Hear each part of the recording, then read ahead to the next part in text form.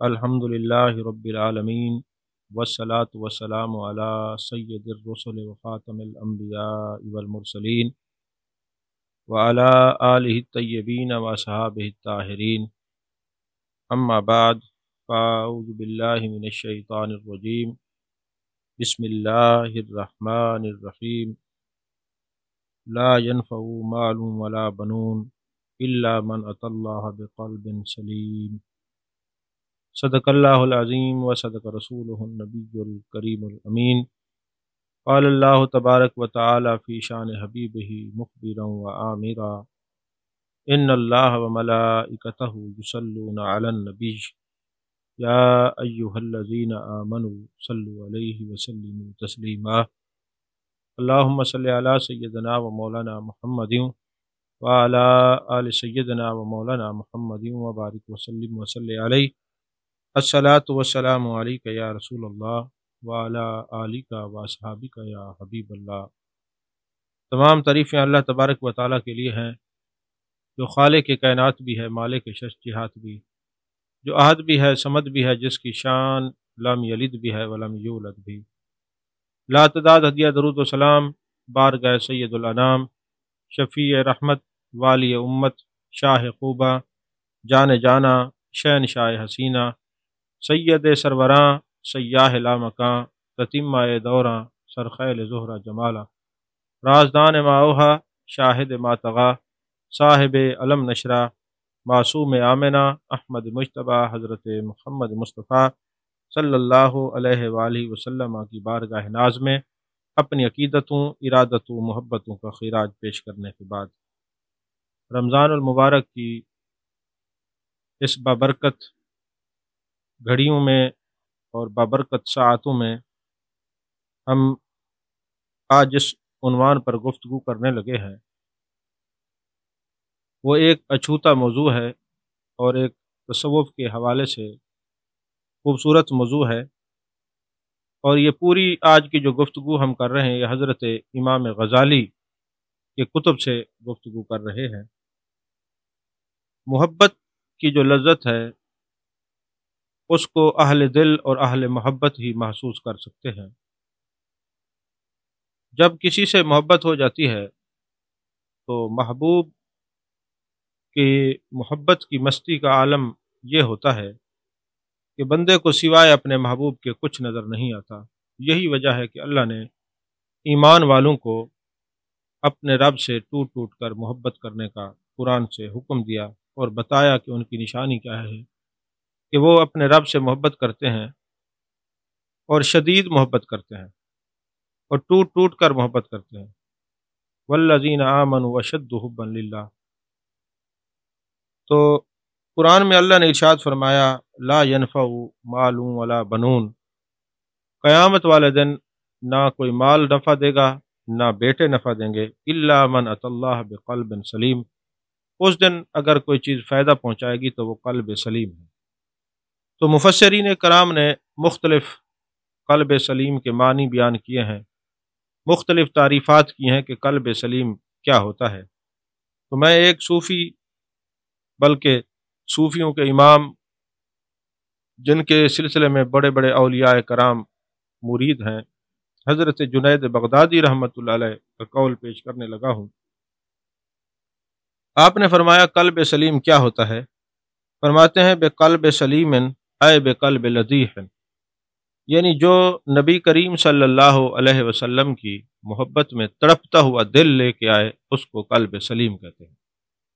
یہی وجہ ہے کہ حضرت علامہ اقبال نے شاید اسی موقع پر فرمایا ہے تڑپنے پھڑکنے کی توفیق دے، دلے مرتضی سوز صدیق دے۔ عزیزان محترم، امام غزالی فرماتے ہیں کہ جنگل میں ایک شخص کو ایک بد شکل کا انسان ملا۔ انہوں نے سوال کیا تم کون ہو؟ تو اس نے کہا میں تیرے برے اعمال ہوں۔ تو کہا نجات کا طریقہ کیا ہے؟ تو کہنے لگے نجات کا طریقہ درود شریف ہے، محبوب علیہ الصلوۃ والسلام پر درود شریف پڑھنے سے برے عمل سے نجات ملتی ہے۔ ایک بہت بڑے عالم، بہت بڑے محدث جنگل میں جاتے ہیں تو وہاں خون خوار جانور، درندے، حشرات الارض اور مختلف چیزیں تھیں۔ تو فرماتے ہیں میں نے دیکھا کہ رات یہیں جنگل میں آ گئی تو میں ان سے کیسے بچ سکتا ہوں؟ تو فرماتے ہیں مجھے یاد آیا کہ جو نبی پاک صلی اللہ علیہ وسلم پر درود بھیجتا ہے اللہ اس پر رحمت نازل فرماتا ہے، اور رحمت اور زحمت کٹھے نہیں آتی، رحمت ہو رہی ہے تو زحمت نہیں ہوتی۔ تو میں نے کہا میں درود شریف پڑھنا شروع کر دوں۔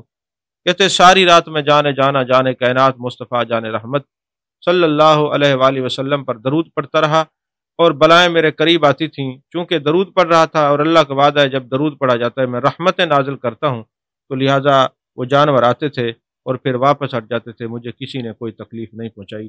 درود و سلام کی برکتوں کو میں نے اپنی آنکھوں سے بھی دیکھ لیا ہے اور محسوس بھی کر لیا ہے کہ جو درود و سلام پڑھتا ہے کوئی بلا کوئی چیز اس کے قریب نہیں آ سکتی۔ عزیزان محترم، امام غزالی فرماتے ہیں کہ جو شخص چار چیزوں کے بغیر چار چیزوں کا دعویٰ کرے وہ جھوٹا ہے۔ عموماً ایسا ہوتا ہے کہ ہمارے معاشرے میں ہمارے پروگراموں کے اندر محافل کے اندر ایک نعرہ لگتا ہے غلام ہے غلام ہے، حضور کے غلام ہیں، غلامی رسول میں موت بھی قبول ہے۔ اس نعرے پر تو کوئی اعتراض نہیں، لیکن تھوڑی سی توجہ یہ کرنی چاہیے کہ کہیں ہم صرف غلامی رسول میں موت بھی قبول ہے دعا تو کر رہے ہیں، نعرے تو لگا رہے ہیں، صرف کہیں ہماری محبت نعرے بازی تک تو نہیں، کہیں ہم اعتقادی طور پر اور فکری طور پر نفاق کی وادی میں تو نہیں جا گرے کہ صرف غلامی رسول میں موت بھی قبول ہے۔ تو غلامی رسول میں زندگی بھی تو قبول کرنی چاہیے، اور سچی بات تو یہی ہے کہ غلامی رسول میں جس کی زندگی ہوگی موت بھی اسی کی غلامی رسول میں ہوگی۔ اب کوئی بندہ محفل میں جا کے صرف نعرے لگائے غلامی رسول میں موت بھی قبول ہے، صبح کی نماز نہ پڑھ سکے، غلامی رسول میں موت بھی قبول ہے اور چہرہ ایسا نہ بنائے جس میں داڑھی شریف سجی ہوئی ہو اور محبوب علیہ الصلوۃ والسلام کا پسندیدہ چہرہ ہو جائے۔ تو ہمیں زندگی بھی محبوب علیہ الصلوۃ والسلام کی غلامی میں گزارنی چاہیے، اور موت بھی غلامی میں آئے گی۔ یہ اسی صورت میں ہوگا کہ جب ہماری زندگی غلامی مصطفیٰ صلی اللہ علیہ وآلہ وسلم میں ہوگی، تو موت تبھی غلامی رسول صلی اللہ علیہ وسلم میں آئے گی۔ اصل میں ہم لوگ کچھ زیادہ سمجھدار بننے کی کوشش کرتے ہیں، ہمارے معاشرے کے اندر نا ہم بہت کچھ جانتے ہیں۔ میں اہل علم کی بات کر رہا ہوں، مختلف بزرگوں کے نام سے یہ واقعہ منسوب ہے، کسی ایک کا نام اس لیے نہیں لے رہا، ہو سکتا ہے میں کسی ایک کا نام لوں تو وہ کہیں نہیں جی یہ تو فلاں بزرگ کا واقعہ ہے۔ میں نے اپنی تصوف کی کتب میں کافی سارے بزرگوں سے جو ہے وہ منسوب یہ واقعہ پڑھا ہے کہ ایک بزرگ سے وہ ایک غلام خرید کے لائے، اور پھر غلام سے پوچھا کہ آپ کا نام کیا ہے؟ اس نے کہا جناب غلاموں کا کوئی نام نہیں ہوتا جو آقا رکھ دے۔ پوچھا کیا کھاؤ گے؟ تو کہا غلام کچھ نہیں کھاتے جو آقا کھلا دے۔ کیا پہنو گے؟ غلام کچھ نہیں پہنتے جو آقا پہنا دے۔ تو اب غلامی کا کنسیپٹ اس بزرگ سے سیکھیں، اس غلام سے سیکھیں جس نے کہا جو غلام ہوتا ہے وہ اپنی مرضی سے کچھ نہ کھاتا ہے نہ پیتا ہے، نہ اپنی مرضی کا لباس ہوتا ہے، نہ اپنی مرضی کی شکل ہوتی ہے۔ جب ہم کہیں کہ ہم غلامی رسول میں جو ہے وہ جینا چاہتے ہیں تو پھر ہماری شکل بھی وہی ہونی چاہیے جو محبوب کے غلاموں کی ہے، ہمارا رہن سہن، ہمارا لباس، ہمارے معاملات بھی ویسے ہونے چاہیے جو جانے جانا جانے کائنات مصطفیٰ جان رحمت صلی اللہ علیہ وآلہ وسلم نے ارشاد فرمایا ہے۔ تو امام غزالی فرماتے ہیں کہ جو شخص چار چیزوں کے بغیر چار چیزوں کا دعویٰ کرے وہ جھوٹا ہوتا ہے۔ فرمایا جو جنت کی محبت کا دعویٰ کرے مگر نیکی نہ کرے، وہ کہے جی مجھے جنت سے بڑی محبت ہے، بڑی تڑپ ہے، میں جنت میں جانا چاہتا ہوں، اور جنت کا سوال بھی کرتا رہے مگر نیکی نہ کرے۔ اور دوسرا جو شخص محبت رسول صلی اللہ علیہ وسلم کی محبت کا دعویٰ کرے اور مگر علماء اور صلحاء کو دوست نہ رکھے، یعنی جو جانے جانا جانے کائنات مصطفیٰ جان رحمت صلی اللہ علیہ وسلم سے محبت کا دعویٰ کرتا ہے، اور دعویٰ اس کا یہ ہے کہ مجھے سرکار سے بڑا پیار ہے، بڑی محبت ہے، مگر جو علماء اور صلحاء ہیں، جو میرے آقا علیہ الصلوۃ والسلام کے ورثاء ہیں، ان سے محبت نہ رکھے تو وہ شخص جھوٹ بولتا ہے۔ اور فرمایا جو آگ سے ڈرنے کا دعویٰ کرے مگر گناہ نہ چھوڑے، اور کہے جی میں آگ سے بڑا ڈرتا ہوں، مجھے جہنم سے بڑا ڈر لگتا ہے، بس زبانی جمع خرچ وہ کرتا رہے مگر وہ گناہ نہ چھوڑے، تو وہ جھوٹا ہے۔ اور چوتھا وہ ہے جو شخص اللہ کی محبت کا دعویٰ کرے مگر تکالیف کی شکایت کرے، تھوڑا سا کوئی مسئلہ مل جائے، ہم دیکھتے ہیں ہمارے معاشرے میں کوئی تکلیف ہوتی ہے نا تو وہ کہتے ہیں جناب دیکھو ہم ہی ملے تھے اور کوئی نہیں ملا تھا، معاذ اللہ ہم نے کوئی زیادہ گناہ کر لی، اس قسم کی جو ہے نا کلمات زبان سے نکالتے رہتے ہیں۔ تو امام غزالی نے کہا جو شخص اللہ کی محبت کا دعویٰ کرے مگر تکالیف کی شکایت کرتا پھرے وہ اپنی محبت میں جھوٹا ہے۔ سچا وہی ہے کہ جے سونا میرے دکھ وچ راضی تو سکھ نو چولہے پاواں۔ تو جو عشق رکھتے ہیں، محبت رکھتے ہیں، وہ پھر اپنے رب کا شکوہ نہیں کیا کرتے۔ دیکھیں نا حضرت امام شبلی کتنے بڑے بزرگ ہیں، ان کا عالم یہ ہے کہ کچھ لوگوں نے انہیں کہا کہ ہمیں آپ سے بڑی محبت ہے۔ آپ کے سامنے جب انہوں نے محبت کا دعویٰ کیا تو یہ بہت بڑے صوفی تھے، ان پر جذب و مستی کی کیفیت طاری رہتی تھی، وہ اللہ اور اس کے رسول صلی اللہ علیہ وآلہ وسلم کی محبت میں گم رہتے تھے۔ تو جب لوگوں نے دعویٰ کیا جی ہمیں آپ سے بڑا پیار ہے، تو آپ نے پتھر اٹھا کے ان کو مارنا شروع کر دیا۔ اب وہ ڈر کی وجہ سے بھاگ گئے۔ تو آپ نے فرمایا عجیب آدمی ہو، تم مجھ سے محبت کا دعویٰ کرتے ہو اور پھر ڈرتے بھی ہو، جو محبت کا دعویٰ کرتا ہے وہ ڈرتا تو نہیں ہے نا۔ یہی حضرت ابو بکر شبلی ہیں کہ ایک ان پر ایسی کیفیت آئی اللہ کی محبت کی کہ جب کوئی ان کے سامنے اللہ کا نام لیتا تو یہ فوراً اس کو مٹھائی کھلاتے، مٹھائی کا جو ہے نا ایک تھیلا ہاتھ میں رکھتے، جو بھی اللہ کا نام لیتا تو آپ مٹھائی کھلاتے اور فرماتے دیکھو تم نے میرے محبوب کا نام لیا، یہ لو منہ میٹھا کر لو۔ اور پھر یہی تھے کہ جب ان کے سامنے کوئی اللہ کا نام لیتا تو آپ فوراً ڈانٹتے اور فرماتے تم نے میرے محبوب کا نام بغیر وضو کے لیا ہے، پہلے وضو کرو، پھر اپنی زبان کو پاک کر کے وضو کر کے پھر اللہ کا ذکر کرو اور اس کے رسول صلی اللہ علیہ وسلم کا نام لو۔ اور لوگ آپ کو پتھر مارا کرتے تھے، اور جب پتھر مارتے تو کیسا جذب تھا، کیسی مستی تھی عشق خدا اور عشق مصطفیٰ صلی اللہ علیہ وسلم کی۔ تو فرماتے لوگو بچوں اگر تم نے مجھے پتھر مارنے بھی ہیں تو چھوٹے چھوٹے پتھر مارو، بڑے نہ مارو، تاکہ یہ میرا جسم لو لہان نہ ہو، میرا وضو نہ ٹوٹ جائے۔ یعنی ان کو پتہ تھا کہ جب سے میں نے محبت خدا اور محبت مصطفیٰ صلی اللہ علیہ وسلم میں جو ہے نا ساری زندگی گزارنی شروع کر دی ہے، تو لوگ کہتے ہیں یہ مجذوب ہے، یہ دیوانہ ہے، پتھر مارتے ہیں۔ یعنی آپ دیکھیں لوگ سمجھتے ہیں وہ مجذوب ہے، لیکن اس مستی کے اندر بھی وہ شریعت کا کتنا پاس رکھ رہے ہیں۔ آج تو ماشاءاللہ کھاتے پیتے یہی ہیں اور کہتے ہیں میری نماز حرمین شریفین میں ہوتی ہے، اور سارے معاملات شریعت کے جو ہے نا دور کر کے پھر کہتے ہیں ہم بڑے صوفی ہیں اور بڑے اذکیاء اور نقبا سے ہمارا تعلق ہے۔ معاذ اللہ انہوں نے خود بھی دھوکے میں اپنے آپ کو رکھا ہوا ہے اور مخلوق خدا کو بھی دھوکے میں رکھا ہوا ہے۔ اگر تصوف سیکھنا ہے تو ابو بکر شبلی رحمۃ اللہ علیہ سے سیکھیں، جس نے یہ بتا دیا ہے کہ لوگوں میں مستی کے اندر، جذبے محبت کے اندر بھی میں خدا اور مصطفیٰ صلی اللہ علیہ وسلم کے احکامات کو جو ہے نا کبھی نہیں چھوڑ سکتا، اس سے کبھی غافل نہیں ہو سکتا، اس لیے کہ میں محبوب علیہ الصلوۃ والسلام کی شریعت کو اپنے اوپر میں نافذ کر چکا ہوں۔ کیونکہ پتھر لگنے سے اگر جسم سے خون نکل ہے تو وضو ٹوٹ جاتا ہے، تو میں اس حال میں بھی خیال رکھتا ہوں کہ میں ہر وقت باوضو رہوں۔ یعنی وہ وضو ٹوٹنے کا تو جس کو مسئلہ کا پتہ ہوگا نا بھی خون نکلے گا تو وہی احتیاط کرے گا۔ تو پتہ چلا یہ جذبے مستی کے اندر، جذبے محبت کے اندر بھی اپنے رب اور رسول صلی اللہ علیہ وسلم کے فرمودات پر عمل پیرا ہونے والے شخص ہیں۔ اور پھر عالم یہ ہے، شان یہ ہے، اور کتب کے اندر یہ بات ہے کہ مجذوب جو ہوتا ہے وہ جس پر عشق خدا اور عشق مصطفیٰ صلی اللہ علیہ وسلم کی مستی چھا جائے، جب اذان ہوتی ہے تو نماز کا وقت ہوتا ہے تو وہ جا کے نماز بھی ادا کرتے ہیں، ان پر وہ کیفیت جو سکر کی حالت ہوتی ہے وہ ختم ہو جاتی ہے، ہر وقت اس حالت میں نہیں رہتا، اور جو ہر وقت اس حالت میں رہے تو وہ پاگل کہلائے گا، مجذوب نہیں۔ تو حضرت ابو بکر شبلی رحمۃ اللہ علیہ ایک مجلس میں آتے ہیں تو امام مجاہد کھڑے ہو کر ان کے ماتھے کا بوسہ لیتے ہیں۔ لوگوں نے سوال کیا حضور یہ تو مجذوب ہیں، دیوانے ہیں، اور آپ کھڑے ہو کے استقبال کرتے ہیں۔ انہوں نے کہا میں کیسے نہ کروں، رات میں نے خواب دیکھا، جانے عالم جانے کائنات صلی اللہ علیہ وسلم کی محفل سجی ہوئی ہے، حضرت ابو بکر شبلی مقام حضوری پر فیض ہیں، جب یہ جاتے ہیں تو میرے آقا علیہ الصلوۃ والسلام نے ان کے ماتھے کا بوسہ لیا، اور پھر سارے عرض کرتے ہیں اے ابو بکر شبلی آپ کو یہ مقام کیسے ملا، یہ اس عالم میں آپ کیسے پہنچے، یہ محبت کے اس میدان میں آپ نے کیسے قدم رکھا، مقام حضوری پر آپ کیسے فیض ہو گئے کہ جانے کائنات مصطفیٰ جان رحمت صلی اللہ علیہ وسلم آپ کے ماتھے کو بوسہ دے رہے ہیں۔ تو کہتے ہیں کہ وجہ کیا بنی کہ محبوب علیہ الصلوۃ والسلام سے کسی نے سوال کیا اسی مجلس کے اندر کہ حضور اس دیوانے سے اتنا پیار کیوں کر رہے ہیں، اتنا محبت کیوں کر رہے ہیں، تو میرے آقا نے فرمایا جب یہ فرض نماز پڑھتا ہے تو اس کے بعد یہ پڑھتا ہے لقد جاءکم رسول من انفسکم عزیز علیہ ما عنتم حریص علیکم بالمؤمنین رؤوف الرحیم، اور پھر 3 مرتبہ پڑھتا ہے صلی اللہ علیہ یا محمد، یعنی الصلاۃ والسلام علیک یا رسول اللہ پڑھتا ہے۔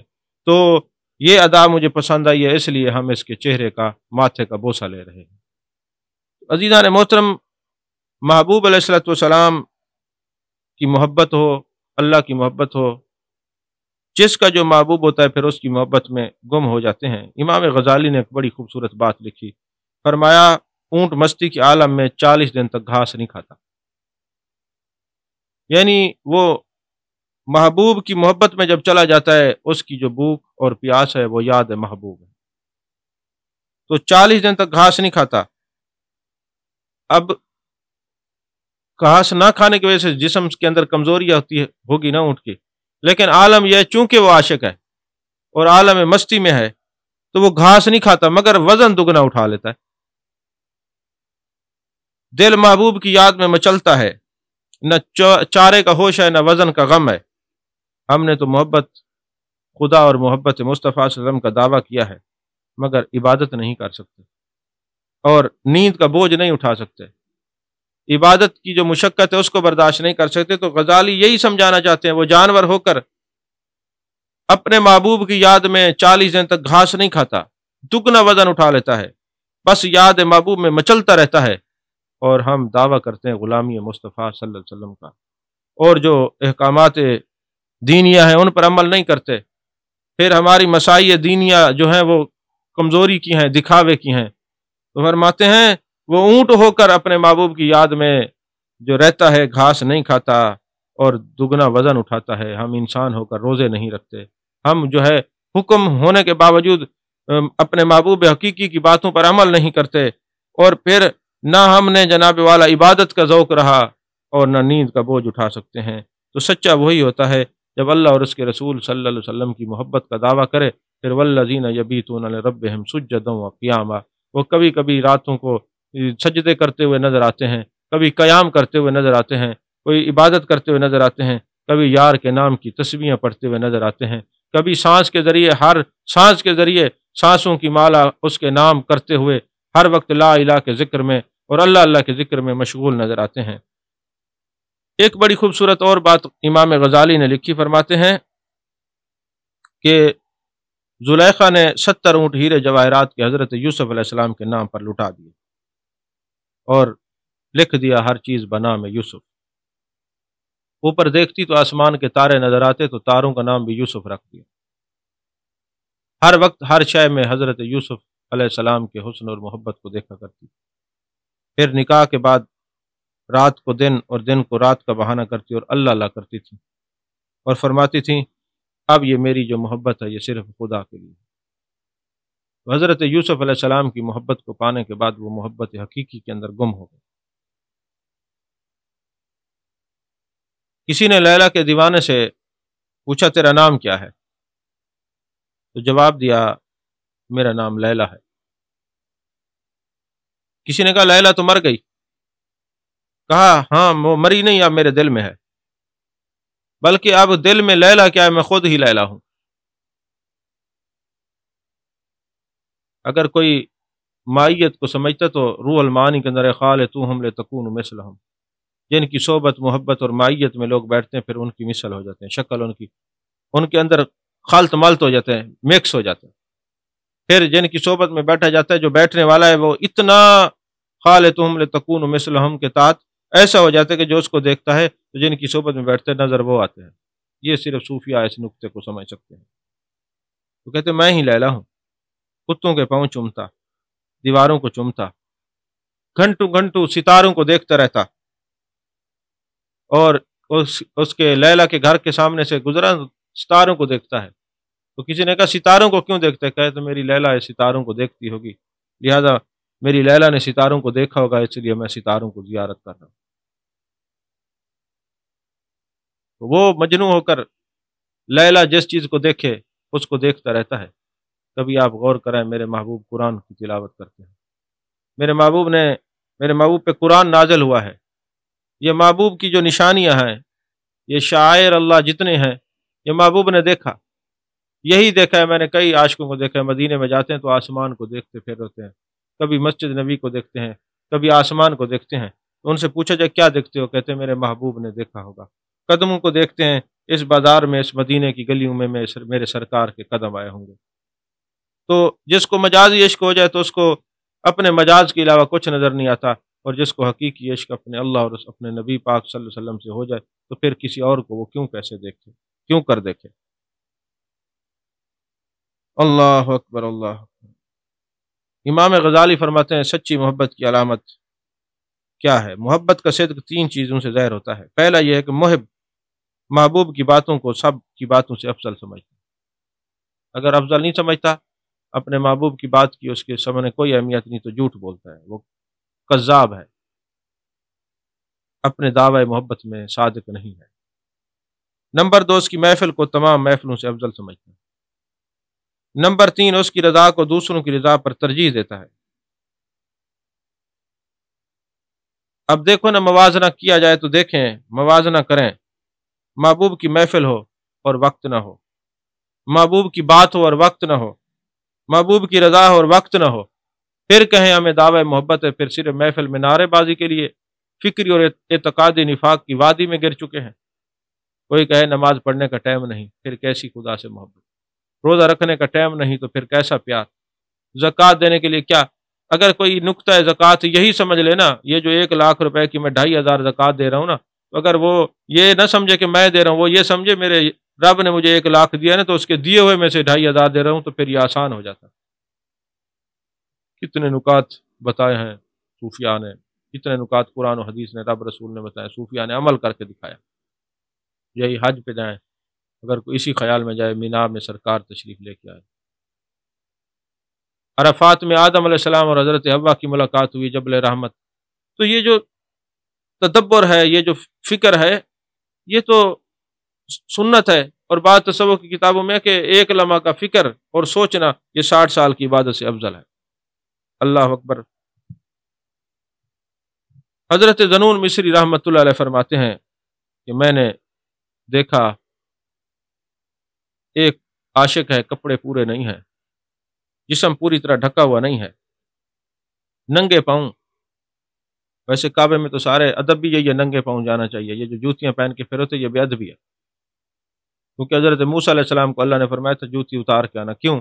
وہاں پہ اللہ کی تجلی پڑنے والی تھی، وہاں تو ایک تجلی تھی تو جوتی اتارنے کا حکم ہے۔ جہاں ہر وقت انوار و تجلیات کی بارش ہوتی رہتی ہے، وہاں جوتی پہن کے پھرنا ویسے سوء ادب ہے۔ تو کپڑے پورے نہیں اور ہائے ہائے کر رہا ہے۔ حضرت ذنون مصری پوچھتے ہیں، میں نے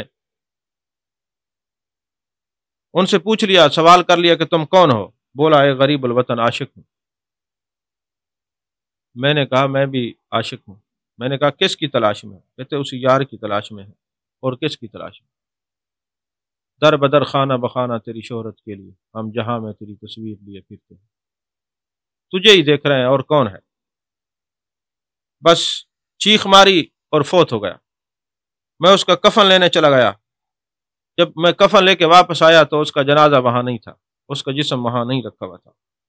میں بڑا پریشان ہوا، میں نے عرض کی میرے مالک ابھی تیرا ایک دیوانہ، تیرا مستانہ، تیرا عاشق یہیں پھر رہا تھا، ہائے ہائے کر رہا تھا، اور تیرے عشق میں، تیری محبت میں خود کو اس نے جلا لیا تھا، ابھی وہ فوت ہو گیا، اس کا جنازہ چھوڑ کے گیا ہوں، کہاں چلا گیا؟ تو کہتے ہیں ہاتف غیبی سے آواز آئی، اے ذنون، یہ میرا عاشق تھا، اس کی زندگی میں شیطان اس کو ڈھونڈتا تھا مگر پا نہ سکا۔ اللہ نے فرمایا نا کہ جو میرے مخلص بندے ہیں، اخلاص والے، قرآن ہے کہ شیطان تیرا اس پر کوئی زور نہیں چلے گا، میرے مخلص بندے تیرے بہکاوے میں نہیں آئیں گے۔ اس وقت حضرت ذنون مصری نے وہ عملی تصویر بھی دیکھی، عملی تفسیر بھی دیکھی۔ فرماتے ہاتف غیبی سے آواز آئی، اے ذنون، یہ میرا عاشق تھا، اس کی زندگی میں شیطان اس کو ڈھونڈتا تھا مگر پا نہ سکا، دروغہ جہنم نے اس کو تلاش کیا مگر نہ دیکھ سکا، رضوان جنت تلاش کرنے کے باوجود پا نہ سکا۔ اللہ اکبر، یہ اس کے عاشقوں کا مقام ہے۔ پھر میں نے پوچھا باری تعالیٰ یہ کہاں ہے؟ جواب آیا وہ اپنے عشق کی وجہ سے اپنے رب کے حضور پہنچ گیا، اپنے رب کے حضور پہنچ گیا۔ مکاشفۃ القلوب کو پڑھیں، محبت کا باب پڑھیں، امام غزالی نے ایسی ایسی باتیں کی ہیں کہ دل کے اوپر ایک عجیب کیفیت طاری ہو جائے۔ علامہ ابن حجر مکی نے بھی ایک واقعہ لکھا ہے، بڑا خوبصورت ہے، عامر یمنی کا واقعہ لکھا۔ یمن کے اندر بیٹھ کے عامر نامی ایک شخص بتوں کی پوجا کر رہا تھا۔ پوجا کرتے کرتے بت ایک بول پڑا، کہا امام الانبیاء تشریف لے آئے، جانے جانا جانے کائنات مصطفیٰ جانے رحمت صلی اللہ علیہ وسلم کی جلوہ گری ہو گئی۔ اب بھی تو بتوں کے سامنے بیٹھا ہے، ساتھ بیوی اس کی بیٹھی ہوئی تھی. اس نے کہا اگر بت تو بولتے نہیں، مگر نبی کی بات آئے تو بت بھی بول پڑتے ہیں، ان سے پوچھ ہی لو کہ وہ جانے جانا کہ کہاں جلوہ کری. تو یہ آپ کی جب پیدائش ہوئی، ولادت ہوئی میرے آقا علیہ السلام کی، اس وقت کی بات. نعمت کبریٰ کتاب کا نام ہے، امام حجر مکی علیہ رحمت. حوالہ اس لیے دیا ہے کہ بعد میں اہل علم مجھ سے نہ پوچھتے رہے، کتاب کو کھول کے خود ہی ملاحظہ فرما لیں.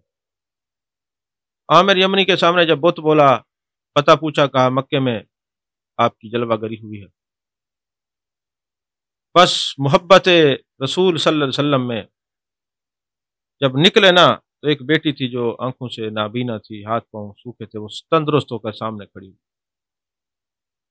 باپ نے پوچھا بیٹا تو تو بیمار تھی؟ کہا ابھی ایک فرشتہ آیا، اس نے کہا اسی نبی کے نور کا واسطہ دو، تمہیں اللہ صحت کاملہ عطا فرمائے.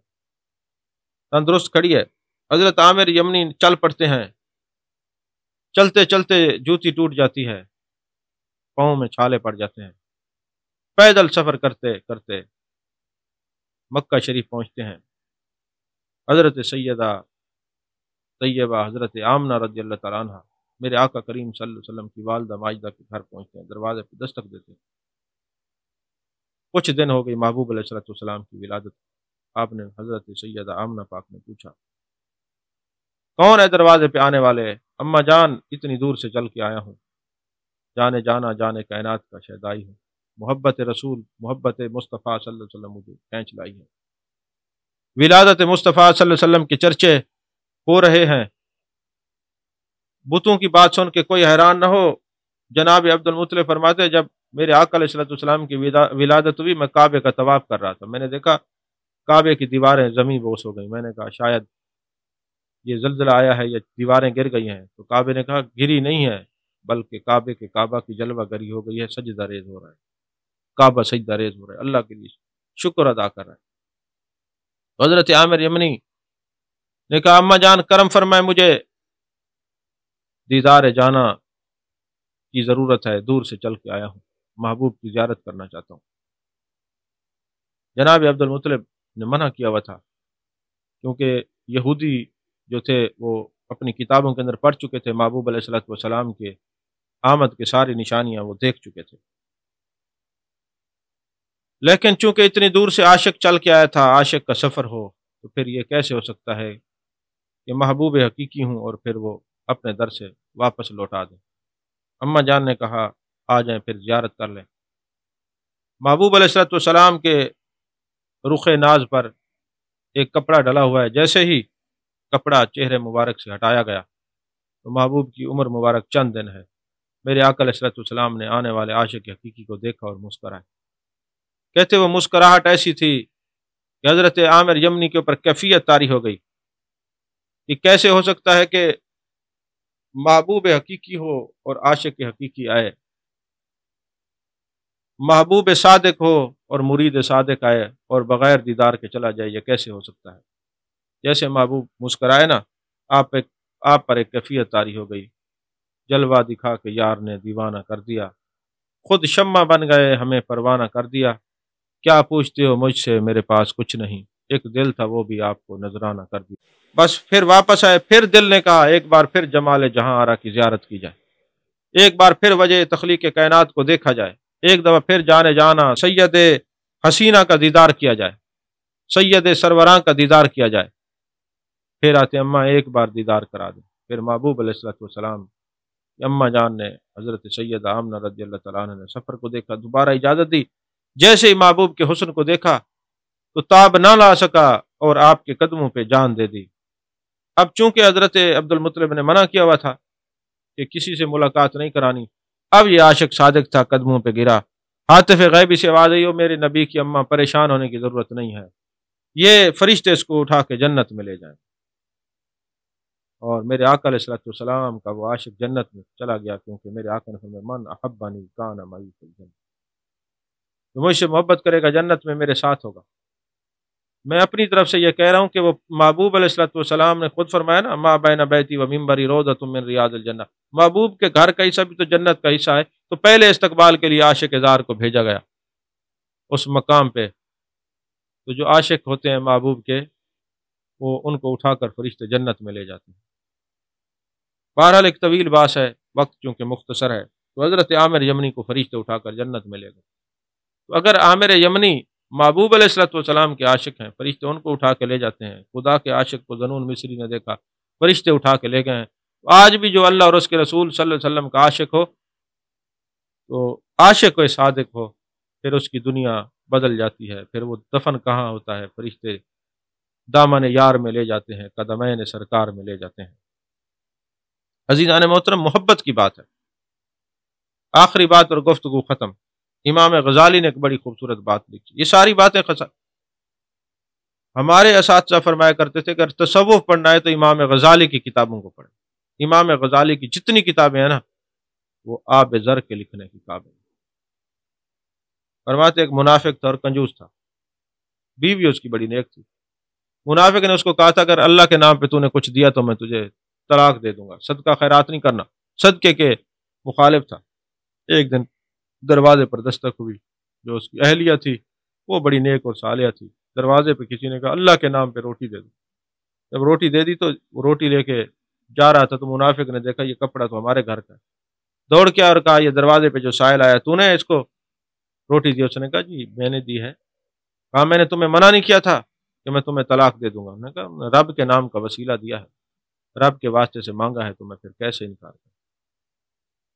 انکار کرتی؟